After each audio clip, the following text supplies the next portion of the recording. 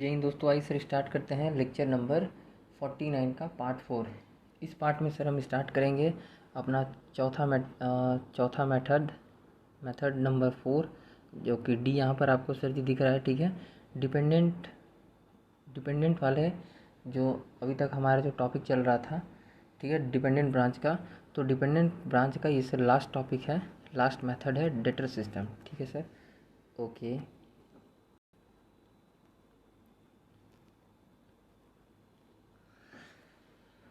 चलिए अब यहाँ से सर कंटिन्यू करते हैं। इस मेथड को सर स्टार्ट करते वक्त थोड़ा सा सर कुछ स्टोरी है, उस स्टोरी को आप धीरे धीरे समझते जाइए। उसके बाद सर हम आपको आगे तक ले चलेंगे। ठीक है, तो फिलहाल जो स्टोरी है सर जी, आपको उस चीज़ को ध्यान से सुनना है और समझना है। ठीक है, तो चलिए सर कंटिन्यू करते हैं। मान लीजिए इफ़ मेरा 2 पार्टीज़ है। पार्टीज़ मतलब सर वो वाला पार्टी नहीं कि भाई आ जाओ बर्थडे पार्टी पे, इनविटेशन शादी पार्टी पे, वो अलग पार्टी है। ये मेरा 2 पार्टीज़ है। मतलब पार्टीज़ मतलब सर डेटर्स होगा या क्रेडिटर्स होगा, कस्टमर होगा या सप्लायर्स होगा, तो दोनों अलग अलग है। ये सर तो इस टाइप का पार्टीज़। ठीक है सर, ओके। तो मान लीजिए ये जो पार्टीज़ है, तो सर जी इसको चलिए 2 पार्ट में डिवाइड करते हैं, एग्जाम्पल के थ्रू समझते हैं। जैसे मान लीजिए एक है रमेश, एक है सुरेश। ठीक है, ओके सर। तो मान लीजिए इफ़ आप से जैसे मान लीजिए इफ़ सेल करते हैं रमेश को। ठीक है, तो सर जी एंट्री क्या होगा, Ramesh account debit to sales account. Yes sir, तो आप किस में भेजेंगे, आप सर भेजेंगे रमेश अकाउंट में। तो सर जी एंट्री के थ्रू आप देख सकते हैं Ramesh account debit to sales account, तो सर यहाँ पर भेजेंगे। यस सर, ओके, चलिए बहुत अच्छा। सुरेश को मान लीजिए, अगर यहाँ पर कंडीशन क्या है, सुरेश से कैश हमको मिला। ठीक है, सुरेश को कभी हमने सेल किया था। ठीक है, तो उससे सर जी हमको कैश मिला। ठीक है,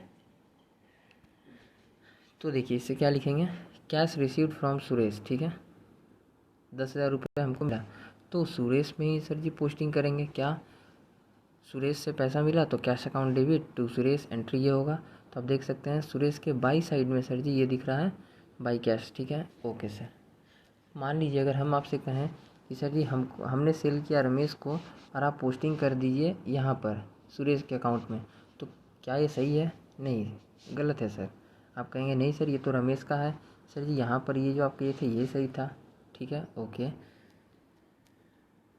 फिलहाल बस स्टोरी को सुनते जाइए, आपको लॉजिक खुद समझ में आ जाएगा कि सर ऐसा क्यों कह रहे हैं आप। ठीक है, तो फिर देखिए अगला, मान लीजिए सर हमको सुरेश से कैश मिला था ये 10,000, तो क्या रमेश लिख सकते हैं क्या कि हमको रमेश से कैश मिला? नहीं, ये भी गलत है सर। आप रमेश में पोस्टिंग नहीं कर सकते हो, क्योंकि ये पोस्टिंग यहाँ पर सही है। आपको पैसा मिला है सुरेश से, तो आप सुरेश के अकाउंट में दिखाइए। ओके सर, चलिए ये भी आपकी बात सही है। बट देखिए, तो इस केस में तो अब इसी तरह सर देखिए एग्जाम्पल के तौर पर, जैसे इस केस के थ्रू सर जी इस एग्जाम्पल को समझने का थोड़ा कोशिश कीजिएगा। ठीक है, तो देखिए जैसे सुरेश ने चंदू को सेल किया। अब मान लीजिए सुरेश मेरा पार्टी है। ठीक है, हमें हेड ऑफिस। ठीक है, तो सुरेश हमसे ख़रीदा। ठीक है, और सुरेश ने क्या किया, फिर चंदू को सेल किया उस चीज़ को। ठीक है, तो अब ये बताइए कि तो इस केस में, ठीक है सर, हमको तो कोई मतलब नहीं होना चाहिए। ये सर कोई मतलब नहीं होना चाहिए, बिकॉज ये सुरेश किया है। तो सुरेश समझे, सुरेश को चंदू ने सेल किया है, तो चंदू ने सुरेश को कितना पैसा दिया, क्या दिया, कितना वो पे कर दिया, या अभी नहीं किया, या अभी बाद में देगा, वो मैटर तो सर जी सुरेश और चंदू का है। तो ये मैटर में सुरेश और चंदू इन्वॉल्व है। हम तो सर हेड ऑफिस है, मान लीजिए अगर आप हेड ऑफिस हो, तो हम तो इसमें सर इन्वॉल्व ही नहीं है। हम तो सिर्फ चंदू को हमने तो सिर्फ सुरेश को गुड्स भेजा था। यही बात है सर, ओके। चलिए थोड़ा सा कहानी को और आगे ले चलते हैं। तो सर जी डेटर्स मेथड भी कुछ ऐसा ही कुछ है। ठीक है, मतलब सर ये आपको आगे समझ में आ जाएगा।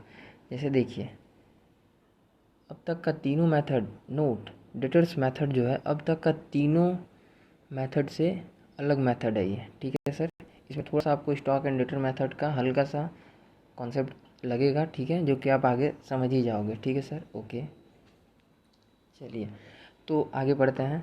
डेटर सिस्टम कहता है, क्या कहता है सर? डेटर सिस्टम कहता है कि here head office books maintain करेगा, क्योंकि डिपेंडेंट ब्रांच का ही सर आप मेंटेनेंस, हेड ऑफिस मेंटेन कर रहा है किसका? बुक्स को। हेड ऑफिस ही ब्रांच तो इसके ऊपर डिपेंडेंट है, हेड ऑफिस के ऊपर। तो सर जी हेड ऑफिस ही बुक्स मेंटेन कर रहा है, ठीक है। तो यहाँ पर डेटर्स मेथड क्या है, ठीक है, डेटा सिस्टम मेथड कि ओनली सिंगल अकाउंट बनाएगा, जो हेड ऑफिस है वो ओनली सिंगल अकाउंट बनाएगा, सिर्फ ब्रांच अकाउंट, ठीक है। एक ब्रांच के नाम से बस वो एक अकाउंट खोल लेगा, ठीक है, और काम ख़त्म, मतलब सर उसका सारा काम हो जाएगा। सर सारा काम, सर एक अकाउंट। अब तक तो sir stock and debtor method में सर हम 6 अकाउंट, आप सर 6 लेजर बनवाते थे सर, ठीक है। बट सर यहाँ पर तो बस आप बोल रहे हो एक अकाउंट, वो भी बस ब्रांच अकाउंट के नाम से, ठीक है। ब्रांच अकाउंट ध्यान से समझिएगा सर, ये जो बोला जा रहा है ब्रांच अकाउंट बनाने, ये ब्रांच अकाउंट सिर्फ बनता है किसमें? डेटर्स मेथड में, ठीक है, और स्टॉक एंड डेटर मेथड में नहीं बनता, ठीक है। तो अगर कभी आपको एग्ज़ाम में इस टाइप का बोले कि प्रिपेयर ब्रांच अकाउंट, ठीक है, तो समझ जाइएगा कि वो इशारा किसके लिए है सर? ब्रांच अकाउंट बोल रहा है बनाने, इसका मतलब आपको डेटर्स मेथड को यूज़ करके उस क्वेश्चन को सर जी सॉल्व करना है, ठीक है। ओके सर, बाकी तो आईसीआई जैसे करता है, जिस तरह से आईसीआई का क्वेश्चंस में सॉल्यूशंस में दिया हुआ है उस तरह से आपको भी सर जी आइडेंटिफाई करना सीखना पड़ेगा। बाकी तो नॉलेज के लिए है, वो अलग चीज़ें हैं, ठीक है सर। ओके, चलिए, क्योंकि आईसीआई ही करता है और धरता है, तो सर जी उसके बाद फिर तो आपको मन नहीं पड़ेगा, ठीक है। ओके, तो चलिए अब देखते हैं सर इसका मतलब सर जी थोड़ा समझाइए कुछ। यस सर, तो मान लीजिए सर ब्रांच अकाउंट कैसे खोलेंगे? मान लीजिए मेरा पुणे में एक ब्रांच है, तो पुणे के नाम पे एक ब्रांच अकाउंट खोल दिए। मान लीजिए मेरा भोपाल में एक अकाउंट है, तो हमने भोपाल में एक ब्रांच है, तो भोपाल के नाम पे सर जी एक ब्रांच अकाउंट खोल दिए। दोनों ही अलग अलग मेंटेन होगा। अगर पुणे वाले ब्रांच के साथ में मेरा कुछ भी कनेक्शन, कुछ भी वैसा होता है तो हम यहाँ पर एंट्री करेंगे, ठीक है। और भोपाल से रिगार्डिंग कुछ होता है तो हम सर जी यहाँ पर एंट्री करेंगे, ठीक है। तो देखिए फिर आइए नोट्स पे। नोट्स क्या है सर? हेड ऑफिस एक पार्टीज के जैसा ही बिहेव करेगा इस ब्रांच से रिगार्डिंग, ठीक है, पूरा हिसाब इसमें रखेगा, ठीक है। पुणे ब्रांच के साथ जो भी मेरा लेन देन होगा, ठीक है, हम इसी में नोट करेंगे, ठीक है सर। यहाँ भी वही चीज़ लिखा हुआ है, हेड ऑफिस एक पार्टी के जैसा ही बिहेव करेगा भोपाल ब्रांच के भी साथ में, ठीक है। एंड भोपाल ब्रांच से रिगार्डिंग पूरा हिसाब वो यहीं पर रिकॉर्ड करेगा। ओके सर, लेन देन जो भी होगा, ठीक है।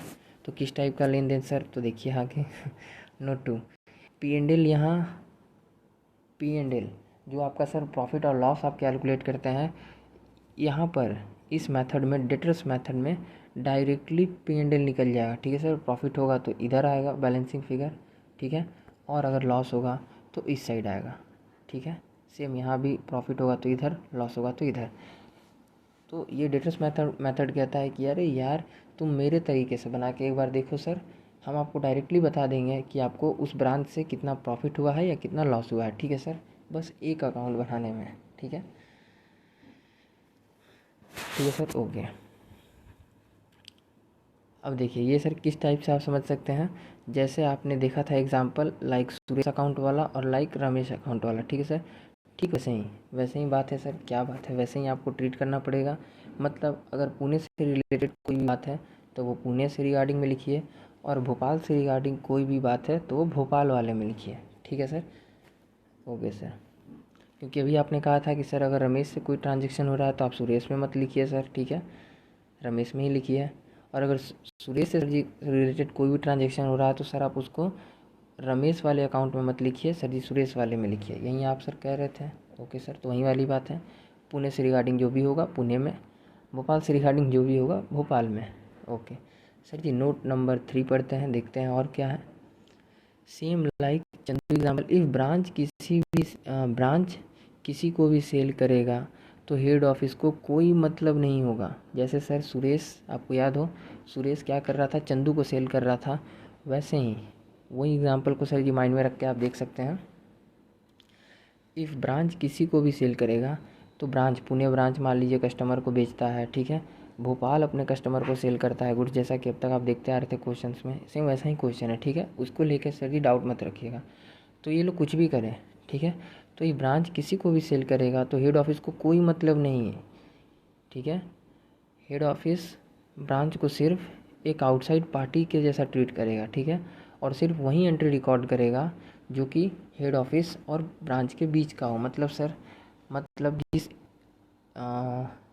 वैसा ही चीज़ को सिर्फ रिकॉर्ड किया जाएगा, ठीक है, जो कि पुणे ब्रांच और हेड ऑफिस के बीच का मामला होगा। जैसे सर आप कहते हो ना कि पति पत्नी के बीच का मामला है, तुम कौन है तो बोलने वाला तो ठीक वैसे ही जो भी मैटर ब्रांच और हेड ऑफिस के बीच का होगा वही चीज़ यहाँ पर रिकॉर्ड होगा। ठीक सेम ऐसा ही सर जी भोपाल वाले में भी जो भी मैटर हेड ऑफिस और भोपाल ब्रांच के बीच में होगा वो ही चीज़ यहाँ पर सर जी सिर्फ रिकॉर्ड होगा, ठीक है। क्या बोल रहे हैं सर, कुछ समझ में नहीं आ रहा है, धीरे धीरे आ जाएगा, ठीक है। तो बस हमारे साथ आप आगे बने रहिए, स्टोरी में, स्टोरी का मज़ा लेते रहिए, क्योंकि ज़िंदगी में आए हो तो हंस लो, ठीक है, खुश रहिए। और क्या है सर, तो देखिए हेड ऑफिस इस बुक्स को बनाता है सर, ठीक है। डेटर सिस्टम क्या कहता है कि सिर्फ एक बुक्स बना लो तो हेड ऑफिस तुम्हारा काम हो जाएगा, ठीक है। तो वो उस बुक्स का नाम है ब्रांच अकाउंट, ठीक है, एक पार्टी की तरह देखेगा, ठीक है। और यहाँ पर क्या होता है सर, ऑपोजिट में सेम नाम से लिख कर हटा दो सिंपली, ठीक है सर। कैसे हटा दो अभी हम बताएंगे आपको कि अगर आपको सर जी ये देखिए ये भी चीज़ कॉस्ट पर ही रिकॉर्ड होता है, ठीक है। और अगर कोई आइटम आईपी पर आ गया तो उसको कुछ नहीं करना है, लोडिंग हटा देना है सिंपली ऑपोजिट साइड में, जैसे आप अब तक करते आ रहे थे ब्रांच एडजस्टमेंट अकाउंट में, स्टॉक एंड डेटर मेथड में, कि आप अपोजिट साइड में सर ब्रांच एडजस्टमेंट लिख दे रहे थे। यहाँ पर सिर्फ इतना ही अंतर है कि आप जिस चीज़ के ऊपर से प्रॉफिट हटा रहे हो सिर्फ अपोजिट में उसी चीज़ का बस आप नाम लिख दो, ठीक है, बस आप नाम लिख दो, हट जाएगा वो, और कैलकुलेट करके अमाउंट लिख दो। कैसे सर, क्या सर, समझते हैं सर, टेंशन नहीं, सारी चीज़ों को सर हम समझाएंगे। तो देखिए मान लीजिए सर अब तक आप देख रहे थे to goods and to branch, ठीक, to goods and to branch, ठीक है। जब हेड ऑफिस ने, ठीक है, हेड ऑफिस ने गुड्स भेजा ब्रांच को, तब अगर सर ये आईपी पर है, ठीक, तो अब तक हम क्या करते थे, इसके ऑपोजिट साइड में क्या कर देते थे sir, by branch adjustment account को बुला करके इसको कॉस्ट पर कन्वर्ट कर देते थे, ठीक है। मतलब क्या, प्रॉफिट इसको दे देते थे, ये सर ऑटोमेटिकली कॉस्ट पर हो जाता था। स्टॉक एंड डेटर मेथड भाई ये करते थे, यस सर। बट ये मेथड कहता है कि तुम ऐसा मत करो, तुम ऐसा करो, ठीक है। तुम ऐसा करो कि अगर तुमको to goods and to branch, ठीक है, अगर हेड ऑफिस ने गुड्स भेजा है आईपी अमाउंट पर, ठीक है, तो तुम ये काम करो कि बस तुम अपोजिट में गुड्स बाय गुड्स सेंट नाम से लिख करके इसका लोडिंग को यहाँ पर लिख दो, ठीक है। वो लोडिंग जो आप ब्रांच एडजस्टमेंट अकाउंट को देते हो वो तुम इसी नाम से दे दो सिंपली, ठीक है, बस, ठीक है, यही चीज़ कहता है। उसके बाद देखिए सर अगला एंट्री कहता है कि अगर गुड्स रिटर्न होगा, ठीक है, जैसे तो गुड्स रिटर्न होता था सर तो इसी साइड लिखते थे, ठीक, बस एक ही अकाउंट बनेगा, ध्यान रखिएगा, सिर्फ एक बस, और आपका काम ख़त्म, ठीक है सर। तो देखिए सर बाय गुड्स सेंट मतलब सर रिटर्न होगा, तो जब ब्रांच रिटर्न करेगा हेड ऑफिस को, तो अगर ये सर आईपी अमाउंट पर रिटर्न है, ठीक है, तो आपको क्या करना है, कुछ भी नहीं सर, सिंपली देखिए सबका जोड़ी भी बना हुआ है कलर वाइज, ठीक है। तो देखिए तो इसको सर हम क्या करेंगे, सिंपली ऑपोजिट साइड में टू गुड सेंट लिख करके लोडिंग ऑन रिटर्न यहाँ पर सर जी सिंपली अमाउंट लिख देंगे। जो काम आप सर यहाँ पर ब्रांच एडजस्टमेंट के नाम पे करते थे ना अब तक स्टॉक एंड डेटर मेथड में, ठीक है sir, stock and debtor method में, वो यहाँ पर स्टॉक एंड डेटर मेथड की जगह, क्योंकि आप अभी हो मुस्कुराते हुए अब आप आ गए हैं डेटर्स मेथड में, तो ये मेथड कहता है कि सिर्फ अपोजिट में लिख दो, काम खत्म, ठीक है। तो देखिए ठीक है सर, ओके, तो ये दोनों चीज़ें समझ गए, ओके। और इसका एक रूल था सर जो कि हमने आपको अभी पीछे बताया था,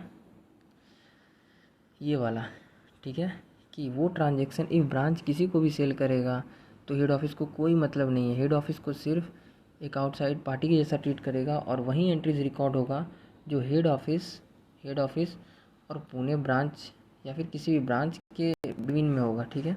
जैसे ये ब्रांच भोपाल ब्रांच और हेड ऑफिस के साथ जो भी बात होगा वही चीज़ यहाँ पर रिकॉर्ड होगा, ठीक है।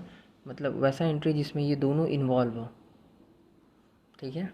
ओके, तो वैसा वैसा क्या टॉपिक है सर?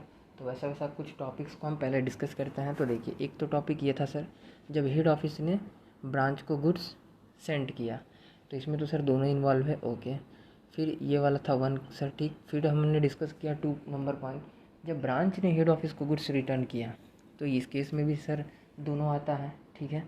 फिर आ जाइए third number case. Okay sir, तो देखिए थर्ड नंबर केस सर, वहाँ पे कुछ दूसरा चीज़ समझाया हुआ है। तो फोर्थ नंबर केस देखते हैं आगे, ठीक है। टू कैश, ये क्या सर? सेंड टू ब्रांच, ठीक है। जब हेड ऑफिस किसी एक्सपेंस वगैरह खर्चा के लिए जब हेड ऑफिस ने ब्रांच को कैश दिया, तो सर यहाँ पर दोनों इन्वॉल्व है, ठीक है। इस वजह से ये भी एंट्री यहाँ पर आ रहा है।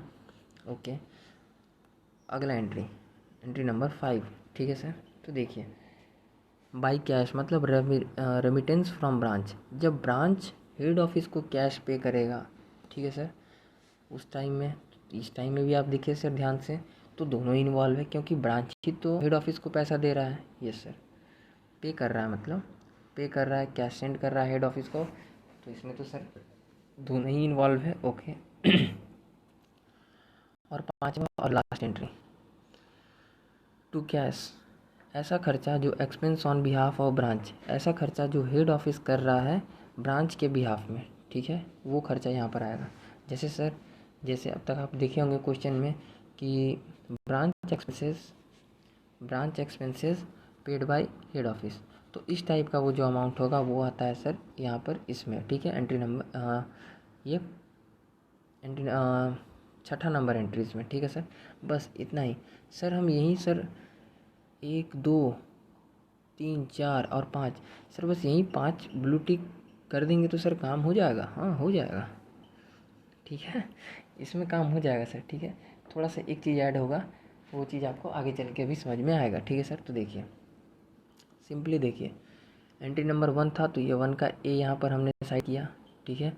और एंट्री नंबर 2 था, तो एंट्री नंबर 2 का ए यहाँ पर साइड किए, ठीक है। बाकी सब चीज़ सर सिंपली एक्चुअल अमाउंट ही आएगा, ये भी एक्चुअल अमाउंट आएगा, ये भी एक्चुअल अमाउंट आएगा, ये भी एक्चुअल अमाउंट आएगा, बस काम ही खत्म, ठीक है। अब सर ये हैशटैग नंबर 1 क्या है? एंट्री इसको समझाया हुआ है, ठीक है, तो पढ़ लेते हैं इसको भी। हेड ऑफिस ने ब्रांच को गुड्स भेजा, मतलब हेड ऑफिस सिर्फ एक आउटसाइड पार्टी की जैसा ट्रीट करेगा, मतलब गुड्स भेजे ब्रांच को, तो ब्रांच को पकड़ के डेबिट कर दो, ठीक है। उसको हेड ऑफिस को दूसरी किसी चीज़ से मतलब नहीं है, उसको वो किसको पड़ेगा? सिर्फ ब्रांच को। ब्रांच तुम भाई क्या कर रहा है तुम समझो, तुम किसको बेचा, किसी से पैसा वसूला कि नहीं वसूला, वो तुम्हारा जिम्मेवारी है, ठीक है। डेटर्स मेथड यही कहता है, ठीक है। बिकॉज हमने तो देखिए सर क्या कर रहे हैं, मतलब गुड्स भेजे ब्रांच को, ठीक है, तो ब्रांच को पकड़ के डेबिट कर दिए, बिकॉज ये मेरा डेटर है। हम किसको दे रहे हैं? हम दे रहे हैं ब्रांच को, तो हम अपना कर्जदार किसको मानेंगे? ब्रांच को। मतलब हम किससे वसूली करेंगे? ब्रांच से। ब्रांच उससे वसूली करे जिसको ब्रांच ने दिया। आपका जनरल रूल, जो सर आप जैसे कभी किसी को पैसा दिए होगे, तो मान लीजिए वो आगे किसी को पैसा दे दिया, तो आप कहते हो ना कि भाई तुमने उसको पैसा दिया, तुम समझो, हम नहीं जानते, हम तुमको पैसा दिए थे तो हम भाई तेरे से वसूलेंगे, ठीक है। बाकी हमको नहीं पता भाई, तू बोला कि यार थोड़ा हेल्प कर दे, और यार हम तुमको पैसा दे दिए तो भाई हम तेरे से ही लेंगे, तो सेम वही कंडीशन, ठीक है। अब हेड ऑफिस भी वही चीज़ बोलता है कि भाई, हेड ऑफिस ब्रांच को बोलता है कि भाई हम तुमको लिए थे, तुमको दिए थे और तुमने कस्टमर को बेचा, ठीक है। तो कस्टमर से वसूली तुम करो, हमको कस्टमर से कोई मतलब नहीं है, कोई मतलब नहीं है, ठीक है।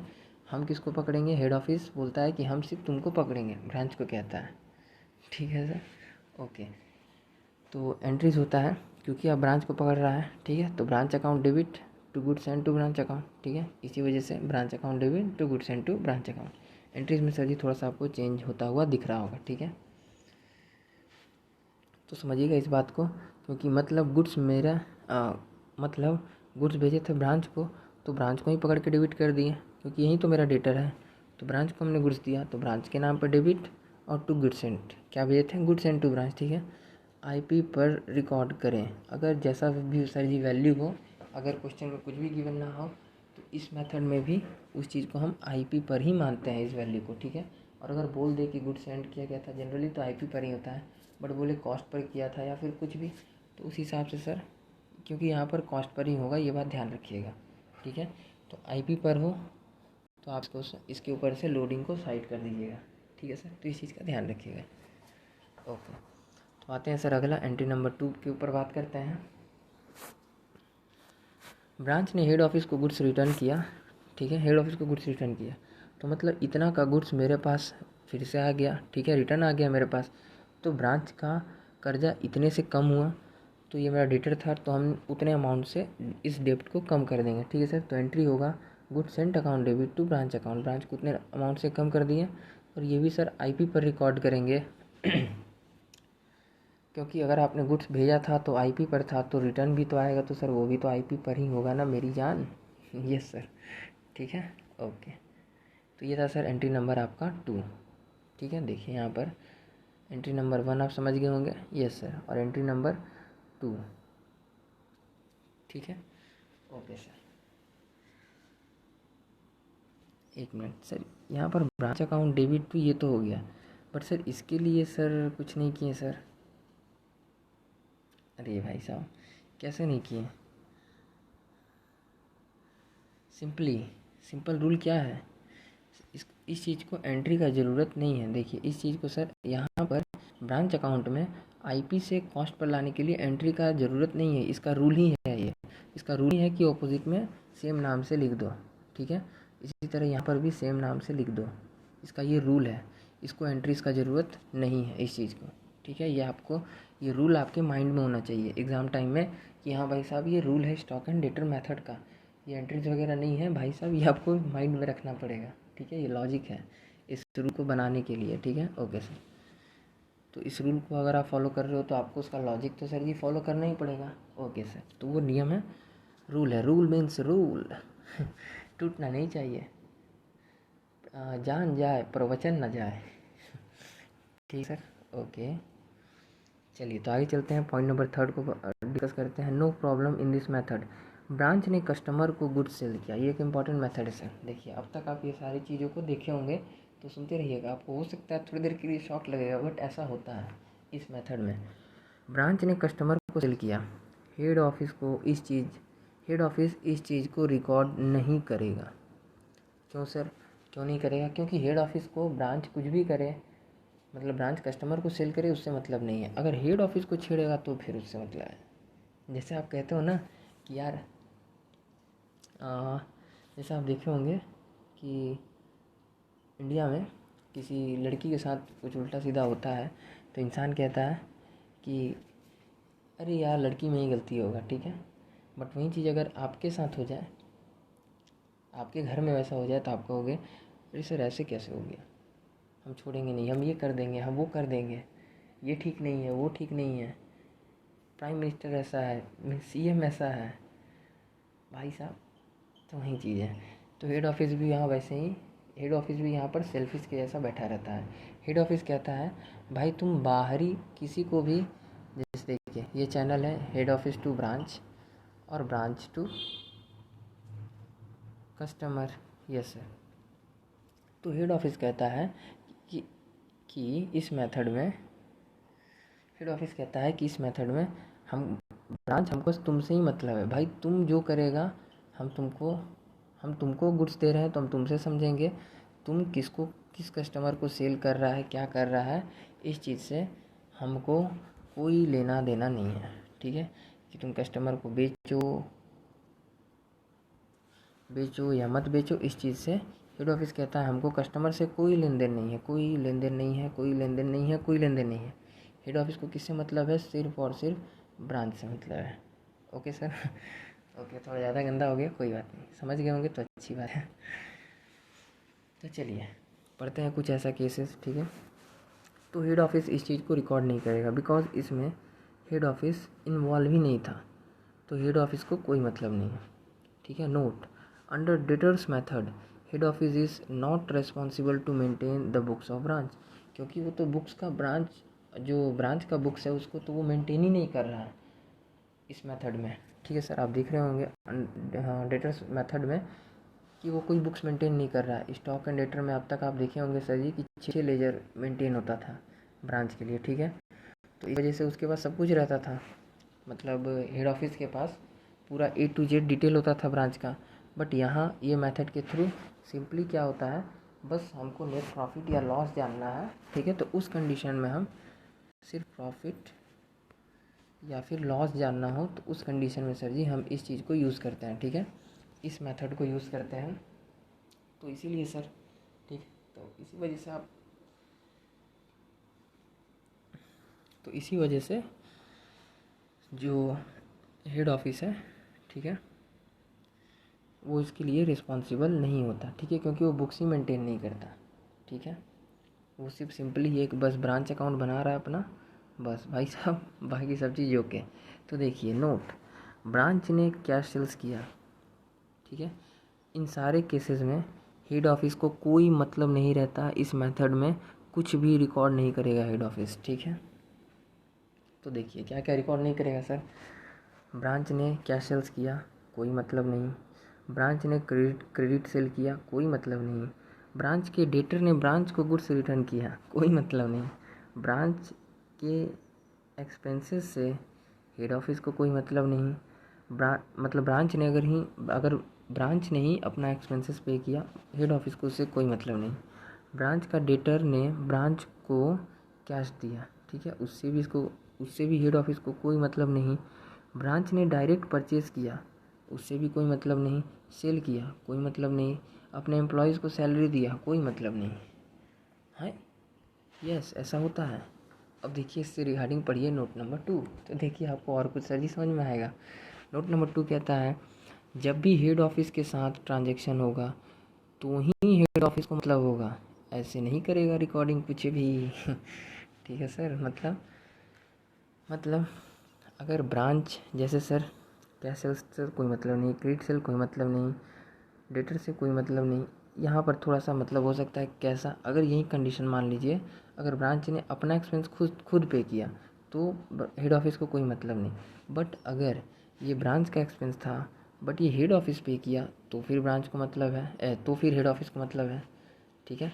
तो अगर कोई ब्रांच का एक्सपेंसेस है जिससे हेड ऑफिस पे कर रहा है तो इस टर्म एंड कंडीशन में हेड ऑफिस को मतलब है, इसका एंट्री करेगा। बट अगर ब्रांच का एक्सपेंसेस सिंपली है, ठीक है, सिंपली ब्रांच का एक्सपेंसेस जो क्रिएट हो रहा है और वो ब्रांच ही खुद पे कर रहा है तो वो चीज़ें नहीं जाएगा इसमें भी, ठीक है सर, ओके। फिर इसी टाइप का, ब्रांच का डेटर ने ब्रांच को कैश दिया, कोई मतलब नहीं। अगर ब्रांच ने हेड ऑफिस को कैश दिया तो मतलब है, या फिर हेड ऑफिस ने ब्रांच को कैश दिया तो मतलब है। जैसे कि आपने सर जी अब तक 5 एंट्रीज देखा है, ठीक है, बस वही चीज़ें हैं और कुछ नहीं है, ठीक है। ब्रांच ने डायरेक्ट परचेज़ किया, कोई मतलब नहीं है। सेल किया तो भी मतलब नहीं है। सैलरी वगैरह दिया तो भी कोई मतलब नहीं है। अब देखिए इसी में क्या कंडीशन है, अगर हेड ऑफिस ब्रांच के एम्प्लॉयज़ को सैलरी देता है, ठीक है, तो इसमें दोनों इन्वॉल्व है, यस सर। और ये एम्प्लॉय जिसको ये जो एम्प्लॉय है जिसको सैलरी दे रहा है हेड ऑफिस, तो ये है किसका एम्प्लॉय सर, ब्रांच का। तो इस वजह से इस चीज़ से मतलब है, ठीक है। हेड ऑफिस ब्रांच को गुड्स बेचता है, ठीक है, तो फिर इस कंडीशन में इससे मतलब है। ब्रांच हेड ऑफिस को गुड्स रिटर्न करता है तो इस कंडीशन में भी हेड ऑफिस को मतलब है, ठीक है सर, ओके। तो ओवरऑल मिला के अगर आप देखेंगे तो यही सारा केसेस आएगा। बस इतना ही केस ऐसा है जिसमें कि हेड ऑफिस और ब्रांच के दोनों के बीच का मामला होता है। तो बस वही, जैसे पति पत्नी के बीच के मामले में तुम कौन होते हो बोलने वाला, तो ठीक वैसे ही हेड ऑफिस भी कहता है कि मेरे और ब्रांच के मैटर के बीच में कोई भी बोलने नहीं आएगा। यहाँ पर सिर्फ वही एंट्री रिकॉर्ड करेंगे, ठीक है, जो हमारे दोनों का आपस का मामला होगा। और इसके ऊपर सर जी स्टाम्प कौन मारता है, जैसे ये जो स्टाम्प है मोहर, ठीक है ऐसे करके ठप्पा ठप्पा, ठीक है, ठप्पा। तो ये जो होता है ये मोहर कौन मारता है सर, ये मोहर मारता है branch debtor system, sorry debtor system, ठीक है, डेटर सिस्टम। और ये कहता है सिर्फ एक अकाउंट बना लो, ब्रांच अकाउंट, बस काम ख़त्म। चलिए अब इससे आगे देखते हैं सर, एंट्री नंबर 4 का बात करते हैं। हेड ऑफिस ने ब्रांच को कैश दिया, ठीक है, तो ब्रांच का कैश बढ़ा और हेड ऑफिस का कैश घटा, ठीक है। तो इस एंट्री में आप देख सकते हैं दोनों इन्वॉल्व है, इसलिए ये एंट्री सर जी जाएगा, ठीक है, जो कि एंट्री नंबर 4 आपको हमने डिस्कस किया था। ये वही सारी चीज़ों को सर जी हम समझा रहे हैं, ठीक है। फिर देखिए ब्रांच ने हेड ऑफिस को कैश दिया, ठीक है, तो हेड ऑफिस का कैश बढ़ा, ब्रांच का कैश घटा। इस वाले में भी देखिए दोनों इन्वॉल्व है, तो ये भी एंट्री जाता है, रेमिटेंस फ्रॉम ब्रांच, ठीक है। ध्यान रखिएगा ये लाइन बहुत यूज होगा। ब्रांच ने हेड ऑफिस को कैश दिया तो इसको क्या लिखते हैं, रेमिटेंस फ्रॉम ब्रांच, ठीक है। ओके सर, कैश देने का मतलब ही होता है रेमिटेंस, जो कि हमने आपको प्रीवियस लेक्चर्स में भी समझाया है, ठीक है सर। ओके, चलिए पॉइंट नंबर 6 देखते हैं। हेड ऑफिस ने ब्रांच का एक्सपेंस पे किया, जो कि हमने ऑलरेडी आपको समझाया था सर। देखिए तो ब्रांच को पकड़ेगा, ठीक है, तो ब्रांच को डेबिट किया क्योंकि ब्रांच का एक्सपेंसेस है, तो हेड ऑफिस को और किसी से भी लेन देन नहीं है, तो ब्रांच अकाउंट को डेबिट कर दिया, ठीक है। और क्रेडिट क्या होगा, क्योंकि पैसा भेज रहा है हेड ऑफिस, तो एक्सपेंसेस ऑन बिहाफ ब्रांच, तो इसलिए sir to cash, head office का कैश घट रहा है। ओके सर, तो एग्जांपल सैलरी वगैरह का पेमेंट, ऐसा एक्सपेंसेस मान लीजिए कि वहीं जो सैलरी है, सैलरी देना है, बट ये ब्रांच का एम्प्लॉय है, ठीक है, ब्रांच का एम्प्लॉय है बट दे रहा है हेड ऑफिस, तो इस टाइप का एक्सपेंसेस, वो एक्सपेंसेस जो कि हेड ऑफिस ने ब्रांच के बिहाफ में किया, ठीक है सर, तो इस टाइप का entries, expenses on behalf of branch, तो इस टाइप्स की एंट्री जाएगा, ठीक है सर। इसीलिए आप देखे होंगे, और ये थर्ड वाला नहीं जाता है, ये थर्ड में जो भी आइटम था ये सारा आइटम नहीं जाता है, इसीलिए सर आप देखे होंगे यहाँ पर ओवरऑल 5 ही है, बट वो जो नंबर 3 है वो मिसिंग है, ठीक है सर। तो 1 जाएगा, 2 जाएगा, ये 4 नंबर जाएगा, 5 नंबर जाएगा और पॉइंट नंबर 6 जाएगा, तो ये 5 एंट्री जो टोटल है वो जाएगा। और 1 का तो ये पार्ट ए है, ठीक है, सिंपली अपोजिट में, क्योंकि ये आईपी पर था तो इसको हमने कॉस्ट पर लाने के लिए लोडिंग साइड में दिखा दिया। और इसी तरह सर जी इसके भी अपोजिट में, क्योंकि आईपी पर था तो हमने अपोजिट साइड में सर जी लोडिंग को हटा करके दिखा दिया, तो ये हो गया सर जी 2 का ए, ठीक है। तो इस तरह जो 3 नंबर एंट्री हमने आपके साथ में डिस्कशन किया, जिसमें 3 पॉइंट नंबर 3 में हमने आपको कुछ आइटम्स दिखाया, वो चीज़ें नहीं जाता है, इस चीज़ को भी सर जी हमने अच्छे से आपके सामने एक्सप्लेन किया, ठीक है। ये वो चीज़ें था जो कि नहीं जाता है, बाकी सारी चीज़ें सर जी डिस्कशन हो गया। चलिए तो आगे बात करते हैं ओवरऑल कंक्लूज़न क्या है सर। ओवरऑल कंक्लूज़न ये है सर कि अंडर डेटर सिस्टम में नंबर 1 हेड ऑफिस ब्रांच का बुक्स मेंटेन नहीं करता, ओके, हेड ऑफिस ब्रांच का बुक मेंटेन नहीं करता, हेड ऑफिस बनाता है सिर्फ ब्रांच अकाउंट बना, हेड ऑफिस बनाएगा सिर्फ ब्रांच अकाउंट बनाएगा एक सिंगल, उसी में सब कुछ रिकॉर्ड करेगा, ठीक है sir. Point number 3, head office सिर्फ वही ट्रांजेक्शन को रिकॉर्ड करेगा जिसमें हेड ऑफिस भी इंक्लूड हो खुद, that is record only those transactions between, that is record only transactions, एक मिनट थोड़ा सा लाइन आगे पीछे, that is head office record only those transactions which held between head office and branch account, ठीक है, branch account नहीं, मतलब ऐसा ट्रांजेक्शन जो हेड ऑफिस और ब्रांच के बीच का बात होगा, वही ट्रांजेक्शन यहाँ पर रिकॉर्ड हो रहा है, ठीक है sir. Okay, also transaction made on behalf of branch, जैसे ब्रांच का एम्प्लॉयज़ को सैलरी पेड करता है, ठीक है, इफ़ जैसे मान लीजिए कि सर जी ये तो करेगा ही, देखिए एक तो हेड ऑफिस और ब्रांच, जैसे कि सर अब तक आपने देखा तो होगा प्रीवियस में यहाँ तक एंट्री नंबर पॉइंट नंबर 5 तक, ठीक है, हेड ऑफिस का आपस में लेन देन होगा, हेड ऑफिस एक तरफ और ब्रांच एक तरफ, ठीक है, तो वो ऐसा एंट्रीज। और इसके अलावा एडिशनल में प्लस ये जो पॉइंट नंबर 6 हमने आपके साथ सर जी डिस्कस किया था, ठीक है, कि also transaction made on behalf of branch, branch का कोई ऐसा एक्सपेंस जो कि हेड ऑफिस पे कर रहा है, expense on behalf of branch, ठीक है। तो also transactions made on behalf of branch, ठीक है, जैसे ब्रांच का एम्प्लॉयज़ को सैलरी, जैसे ब्रांच अपने एम्प्लॉयज़ को सैलरी पे करता है, तो इफ़ हेड ऑफिस तब रिकॉर्ड करेगा इफ़ ब्रांच ने खुद सैलरी दिया एम्प्लॉय को, तब रिकॉर्ड नहीं करेगा। तो देखिए मतलब ये सर ओवरऑल कि अगर ब्रांच ने खुद सैलरी दिया अपने एम्प्लॉय को तो हेड ऑफिस रिकॉर्ड नहीं करेगा, क्योंकि हेड ऑफिस को मतलब ही नहीं है। बट वो तब रिकॉर्ड करेगा, हेड ऑफिस तब रिकॉर्ड करेगा अगर ब्रांच का एम्प्लॉय को सैलरी पे करता है हेड ऑफिस, ठीक है। तो इफ़ हेड ऑफिस ने पे किया ब्रांच के एम्प्लॉय को सैलरी, ठीक है, तो ये कंडीशन देखिए, कंडीशन 2 है।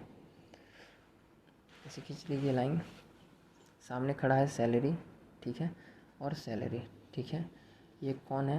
ये सर ब्रांच का एम्प्लॉय है, ये ब्रांच का एम्प्लॉय है, ठीक है। अगर इसको ब्रांच पे करता है, ठीक है, ब्रांच पे किया, ठीक है, और दूसरे कंडीशन में हेड ऑफिस पे किया, ठीक है, तो ब्रांच पे करेगा तो ये वाला अमाउंट नहीं जाएगा, ठीक है सर, ये साइड नहीं जाएगा। बट अगर यहीं, क्योंकि ये सैलरी दे रहा है और ये ब्रांच का एम्प्लॉय है और ये कौन कर रहा है? हेड ऑफिस उसको पे कर रहा है ब्रांच के बदले में, तो इस वजह से ये पार्ट जाता है, ठीक है। मतलब समझ गए होंगे सर, और लिखा भी हुआ है यार, ठीक है। फिर देखिए point number 4, goods Saint recorded first on IP, ठीक है, एंड ऑपोजिट में लोडिंग हटा दो। अगर गुड्स सेंड किया गया है आईपी पर तो आपको अपोजिट साइड में लोडिंग हटाना पड़ेगा, ये इसका रूल है। ये क्या है सर जी? रूल आपको फॉलो करना ही पड़ेगा। अगर आप डेटर्स मेथड को यूज़ करोगे जब भी लाइफ में, तो आपको ये चीज़ फॉलो करना है, ओके सर। फिर point number 5, goods return recorded first on IP, तो एंड फिर क्या करना होगा? अपोजिट में आपको लोडिंग हटाना पड़ेगा, ठीक है सर। इस तरह ये दोनों अमाउंट जो आईपी पर आएगा, अगर आईपी पर आता है मैक्सिमम टाइम सर ये दोनों आईपी पर ही आता है, ठीक है। तो अगर आईपी पर अमाउंट आता है तो अपोजिट साइड में सेम नाम से लोडिंग हटा देने पर वो भी कॉस्ट पर आ जाएगा। ये इस तरह से ये दोनों आईपी अमाउंट को कॉस्ट पर सर जी कन्वर्ट कर दिया जाता है, ठीक है, ओके सर। इसके बाद आइए आगे बात करते हैं ब्रांच अकाउंट, ठीक है। ब्रांच अकाउंट है फिक्स्ड फीचर्स, ये सर फिक्स्ड फीचर्स वाला अकाउंट है। ये इकलौता ऐसा अकाउंट आपको अभी तक आप अपने लाइफ में देखे होंगे सर, फर्स्ट टाइम। बाकी तो आगे आप बहुत जगह देखने मिलेगा, फ़िलहाल आपको ये फर्स्ट टाइम ऐसा चीज़ देखने मिलेगा। ये ब्रांच अकाउंट एक ऐसा अकाउंट है जिसमें तीनों फीचर है सर, मतलब ये तीनों गुण, जैसे कहते हैं ना सर्वगुण संपूर्ण क्या कहते हैं? सर्वगुण संपन्न, नहीं यार, संपूर्ण लड़की नहीं यार, सर्वगुण संपन्न, हाँ, सर्वगुण संपन्न लड़की चाहिए। जैसे कहते हैं ना कि सर्वगुण संपन्न लड़की चाहिए शादी के लिए, ठीक है।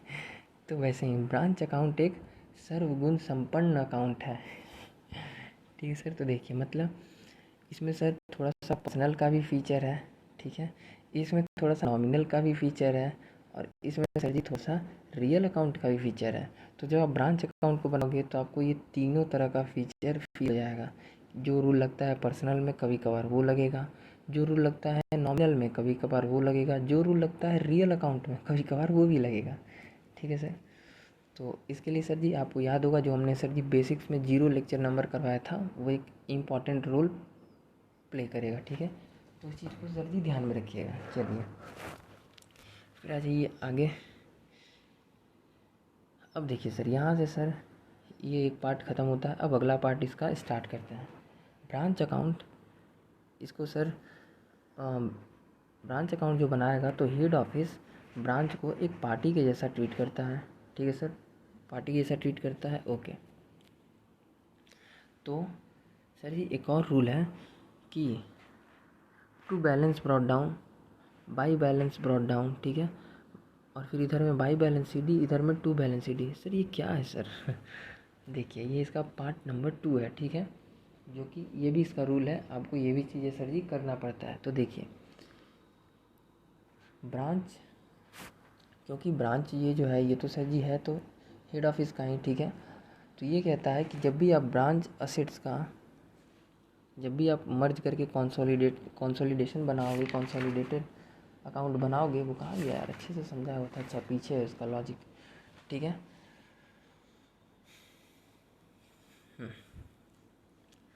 तो देखिए टू बैलेंस ब्रॉट डाउन, फिलहाल सर जी यहाँ पर आपको हो सकता है कि समझ में ना आए, ठीक है, बट हम इस चीज़ को दोबारा रिपीटेशन पूरा लॉजिक के साथ आपको प्रीवियस पीछे में समझाएंगे, तो आप सर इसके लिए टेंशन मत लीजिएगा, ठीक है। तो देखिए ब्रांच अकाउंट का ये पार्ट 2 है, फिलहाल इतना सुन लीजिए कि ये क्यों है, ये हम आपको आगे बताएंगे, ठीक है सर। फिलहाल ऐसा होता है, जब आप बनाएंगे सर तो ऊपर में आपको पहले to balance brought down BD लिखना पड़ेगा, नीचे में CD लिखना पड़ेगा, और फिर सर इस साइड में बाई बैलेंस BD लिखना पड़ेगा और इस साइड में बाई बैलेंस CD लिखना पड़ेगा।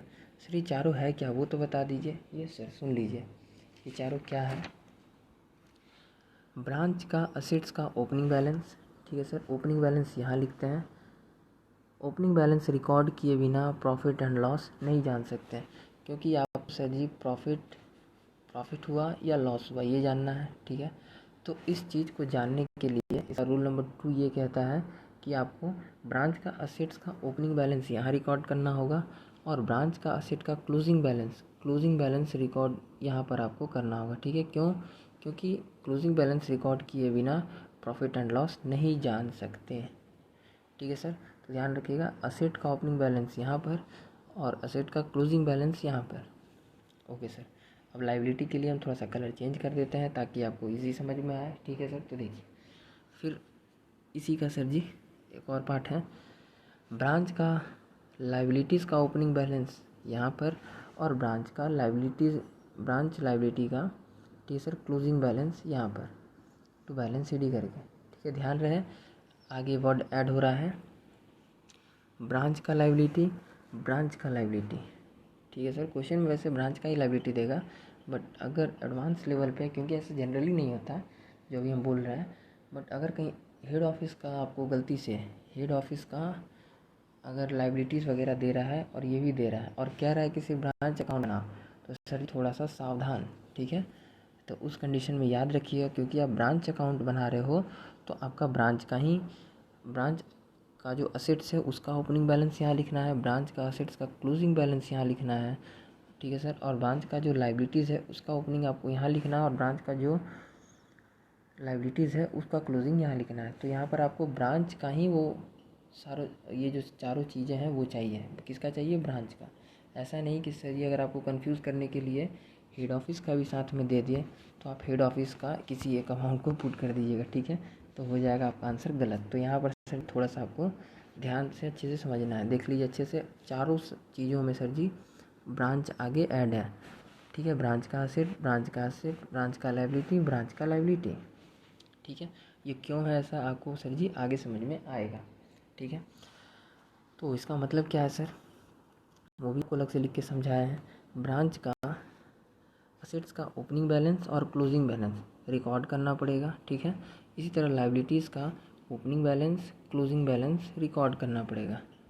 मतलब सर तो देखिए मीन्स इनका ओपनिंग एंड क्लोजिंग बैलेंस जैसे कि आपके क्वेश्चन में गिवन होगा, जनरली यही सब रहता है, ठीक है। इससे ज़्यादा नहीं होता है, ठीक है सर। इससे ज़्यादा अभी तक आप प्रैक्टिस करोगे तो नहीं आएगा आगे चल के। तो देखिए मीन्स किनका ओपनिंग एंड क्लोजिंग सर यहाँ पर और यहाँ पर दिखाना है। तो ब्रांच कैश का, ठीक है, ब्रांच कैश का जो बैलेंस होगा उसका ओपनिंग यहाँ दिखा देना, क्लोजिंग यहाँ दिखा देना, ठीक है सर, ओके।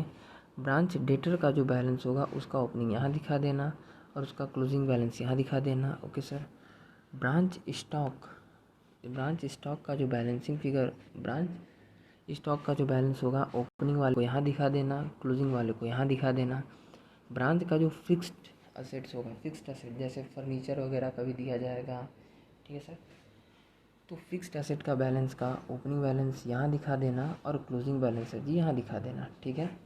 सिंपल है यार, कुछ नहीं है, ठीक है, एकदम कुछ नहीं है, बस आराम से। यहीं पर आपको थोड़ा सा इस चीज़ को जानने के लिए स्टॉक एंड डेटर मेथड का यूज़ करना पड़ता है, हल्का सा हम आपको भी समझाएंगे, आप टेंशन ना लीजिए, ठीक है सर। तो देखिए इतना चीज़ हो गया, यस सर, इतना समझ गए फिलहाल, ओके सर। चलिए और सर लाइबिलिटीज़ का भी बता दीजिए कि यहाँ पर क्या लिखेंगे सर। तो देखिए मीन्स इनका ओपनिंग एंड क्लोजिंग, ठीक है सर, मतलब हाँ देखिए ब्रांच आउटस्टैंडिंग एक्सपेंसेस, अगर कोई ब्रांच का आउटस्टैंडिंग एक्सपेंसेस है तो वो यहाँ लिख दीजिए ओपनिंग, ठीक है सर, ओके। और अगर इसका ब्रांच का आउटस्टैंडिंग बैलेंस कोई क्लोजिंग है तो वो यहाँ लिख दीजिए, ओके सर, ठीक है। ब्रांच का अगर कोई क्रेडिटर है, ध्यान रखिएगा ये आएगा आपको क्वेश्चन में सर, ठीक है।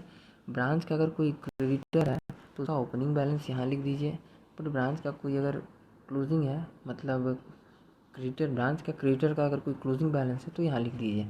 जनरली सर आपको ICI के क्वेश्चंस में ये देखने मिलेगा कि आउटस्टैंडिंग, ब्रांच आउटस्टैंडिंग एक्सपेंसेस और ब्रांच का क्रेडिटर्स का, ये दोनों का आपको सर जी जनरली क्लोजिंग बैलेंस देखने को मिलेगा। ठीक है सर, मैक्सिमम केसेस में ओपनिंग बैलेंस नील ही होता है। ठीक है सर, बट हो सकता है वहीं अगर आपका किस्मत ख़राब होगा तो वहीं इसका भी ओपनिंग क्वेश्चन दिया जाएगा, बट कॉन्सेप्ट के थ्रू आपको सर जी सॉल्व करना है और कुछ नहीं है। ये होता ही नहीं है जनरली क्वेश्चन में। जनरली सर जब आप प्रैक्टिस करोगे तो आपको ये और ये सबसे ज़्यादा करना पड़ेगा, पॉइंट नंबर 1 और 2, और कभी कभार ये पॉइंट नंबर 3 आपको देखने को मिलेगा।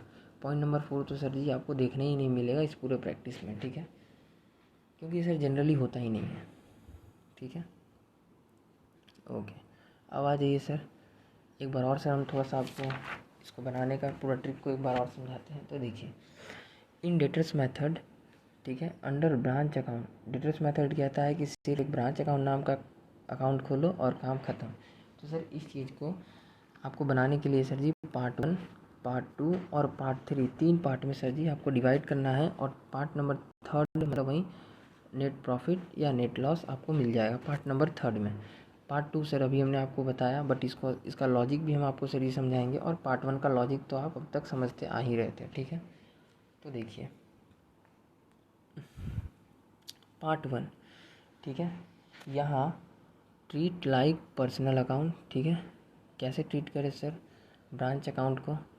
तो सर जी पर्सनल अकाउंट जैसा ट्रीट करिए। ठीक है, ओके, बट इतना अगर कोई चीज़ समझ में नहीं आ रहा कोई बात नहीं, इसका उतना रेलिवेंसी नहीं है। ठीक है, देखिए एक ही लॉजिक है सिंपल सा कि भाई हेड ऑफिस और ब्रांच के बीच में जो भी ट्रांजेक्शन हो रहा है एंट्रीज आपको रिकॉर्ड करना है। यहाँ पार्ट 1 में, पार्ट 1 यही कहता है कि वही एंट्रीज़ को रिकॉर्ड करो जो हमने आपको पीछे सर जी समझाया था। ठीक है, ओके सर, तो देखिए केसेस क्या है। Case number 1, goods send to branch by head office, मतलब ब्रांच को हेड ऑफिस ने गुड्स भेजा तब। यस सर, क्योंकि दोनों इंक्लूड है तो ये चीज़ लिखना होगा। ओके सर, कलर चेंज करते हैं ज़िंदगी में थोड़ा सा। Okay point number 2, goods return by branch to head office, मतलब ब्रांच ने हेड ऑफिस को गुड्स रिटर्न किया। ठीक है, तब। यस, दोनों इन्वॉल्व है, आप अच्छे से सर जी देख ही रहे हो, आप खुद देख रहे हो सर। ठीक है, okay, point number 3, cash send to branch by head office, head office ने ब्रांच को कैश भेजा। ठीक है, तो हेड ऑफिस ने ब्रांच को कैश दिया। ठीक है, कोई एक्सपेंसेस वगैरह करने के लिए, तो रिकॉर्ड करते हैं। ओके सर, में थोड़ा सा और कलर चेंज करना होगा। यस सर तो देखिए point number 4, cash send to head office by branch, मतलब cash remittance from branch, branch ने हेड ऑफिस को कैश भेजा।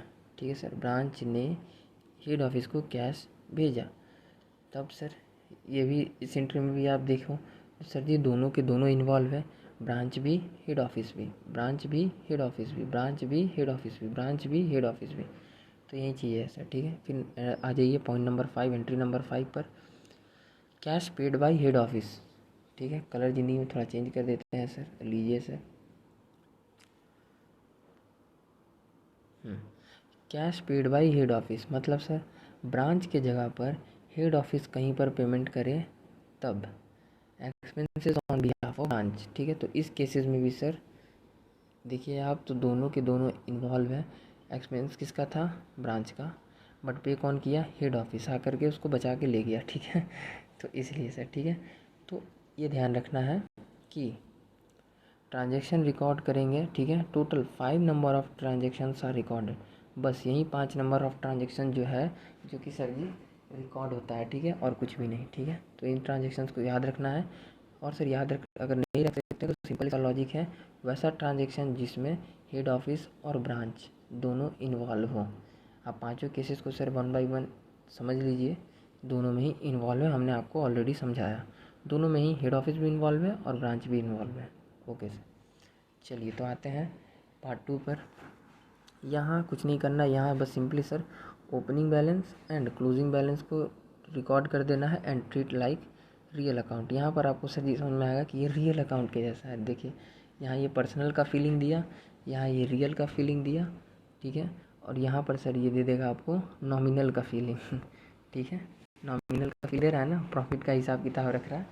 इसीलिए कहा गया था सर कि ब्रांच डेटर जो ब्रांच अकाउंट है, ब्रांच अकाउंट आपको तीनों का फीचर इसमें होता है। पर्सनल का फीचर होगा जब आप पार्ट 1 करोगे, रियल का फीचर होगा जब आप पार्ट 2 करेंगे, और सर जी नॉमिनल का फीचर होगा जब आप पार्ट 3 करेंगे। तो यहाँ पर आपको नॉमिनल का फीचर भी देखने को मिल जाता है, ठीक है। तो चलिए सर एक मिनट,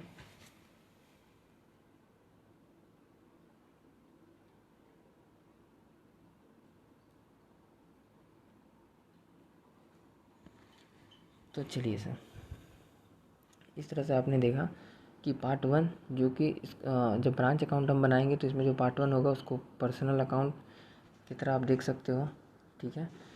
और पार्ट 2 जो होगा उसको सर जी आप रियल अकाउंट की तरह ट्रीट देख सकते हो, क्योंकि यहाँ एसेट और लाइबिलिटी का हिसाब किताब रखा जा रहा है। और यहाँ एक पर्टिकुलर जैसे किसी पर्सन का रिकॉर्ड को मेंटेन करते हैं, वैसे यहाँ पर एक ब्रांच से रिकॉर्डिंग हो रहा है, ठीक है सर। और यहाँ पर आप देख सकते हो कि ये नॉमिनल लेजर कि प्रॉफिट और लॉस का हिसाब रख रहा है, ठीक है सर। तो ये चीज़ों को आपने समझा, बट इसका काम नहीं, ये सिर्फ एक बस थेरी के लिए है, ठीक है सर। मेन मकसद ये सब है। पार्ट 1 सर आप समझ गए होंगे, yes sir.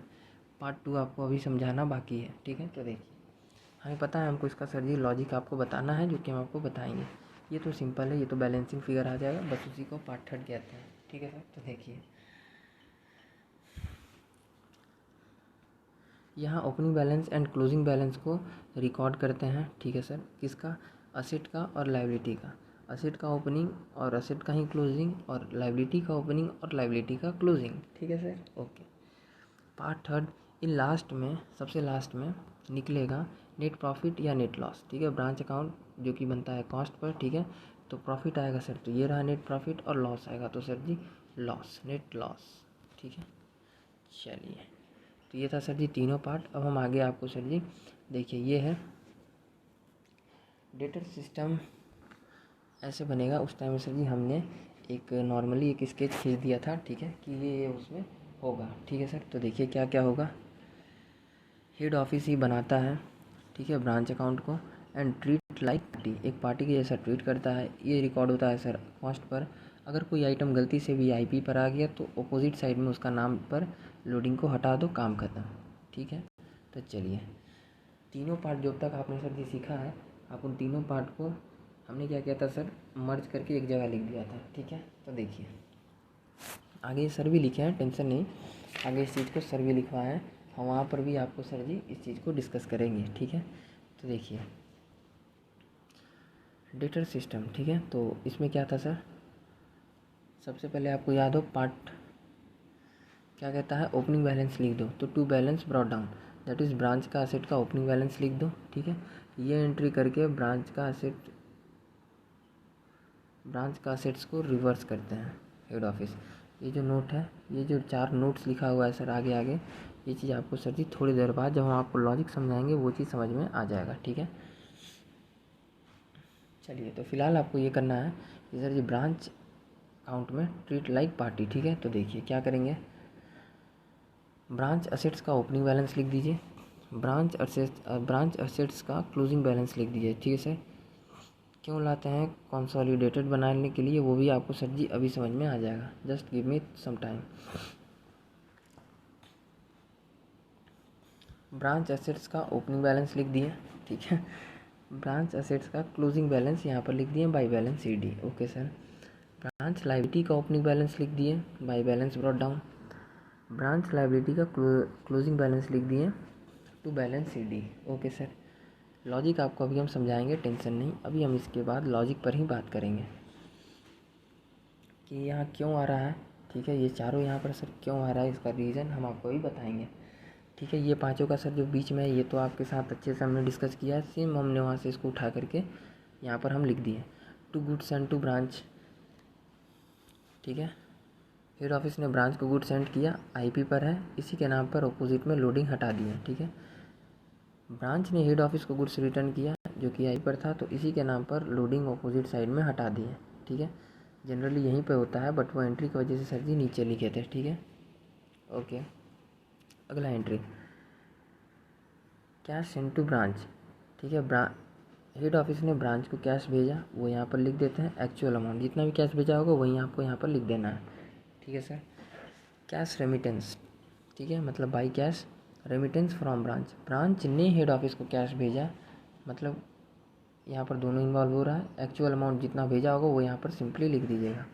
To cash expenses behalf on branch, branch की जगह पर वैसा खर्चा जो हेड ऑफिस ने किया, तो उस चीज़ को सर जी आपको यहाँ पर नॉर्मली एक्चुअल अमाउंट को लिख देना है। ठीक है, और ये भी चीज़ तो ही गया लोडिंग ऑन रिटर्न। ओके, तो ये तो था सर जी पार्ट 1। ठीक है, अब तक हिसाब से जो हमने समझा ये है पार्ट 1। ठीक है, ये चारों है सर पार्ट 2, और ये रहा आपका पार्ट 3। अगर आप जब इधर से जोड़ोगे सर, ठीक है, अगर बैलेंसिंग फिगर इधर आ गया, ठीक है, क्लियर कर देते हैं पहले। बैलेंसिंग फिगर सर या तो इस साइड आएगा या तो बैलेंसिंग फिगर इस साइड आएगा। जब आप ये दोनों साइड को जोड़ोगे तो अगर इस साइड बैलेंसिंग फिगर आ गया तो इस बैलेंसिंग फिगर को कहते हैं टू नेट प्रॉफिट, और अगर सर इस साइड बैलेंसिंग फिगर आ गया तो इस प्रॉफिट को कहते हैं, मतलब प्रॉफिट नहीं, इस बैलेंसिंग फिगर को कहते हैं नेट लॉस। ठीक है सर, तो चलिए आप ये समझ गए होंगे सर कि नेट प्रॉफिट सर इधर आ रहा है बैलेंसिंग फिगर तो हम बोलते हैं उसको, और नेट लॉस अगर इधर आ रहा है तो उस बैलेंसिंग फिगर को हम कहते हैं नेट लॉस। ठीक है सर, ओके सर। चलिए, यहाँ है सर पार्ट 2 का लॉजिक। ठीक है,